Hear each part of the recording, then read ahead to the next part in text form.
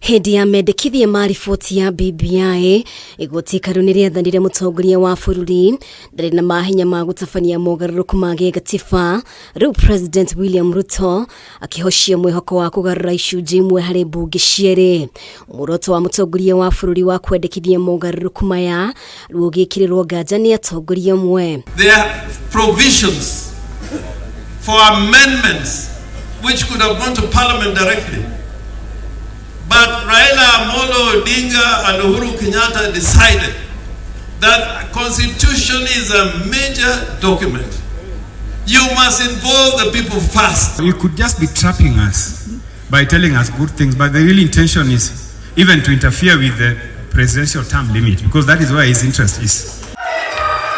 Kuringana na amwe ya atongoria kuuma gicigo kia Nyanza matongoretio ni gavana wa Siaya James Orengo matirateaniria ritana ria gucenjia icunji imwe cia gatiba no igeria ria gukinyaniria Mogaruruku maya kuhitukira mbunge niriteanirio. Parliament is the wrong body to change a constitution, because over the years we had a very good constitution from Lancaster, but it was messed up by Parliament. A constitution is something that must go to the people, for the people to decide before it is taken to Parliament. Mamwe maria Ruto endekithĩtie kugarura na guthondekwo kwa wabici ya mutongoria wa mung'ethanĩro iria wira wayo gukorwo ari kurugama Kenya na mirutire wira ya thirikari guthukirwo kigina kia NGCDF, NGAAF na gia Senate niguo kuhotithia atongoria guthurima kaunti ciao na ho gukinyanirio kwa watho wa maiganania thirikari-ini maya mari mendekithie mari riboti-ini ya BBI maria Ruto areganaga namo. On the issue of the leader of opposition, it is an issue that we had long recognized, and you all know it was in the BBI document. You cannot resolve that issue by looking at it as parliament. It is an issue that must ultimately come to the people. Because if you look at Article 255, the question of introduction of the leader of opposition necessarily affects the composition of parliament.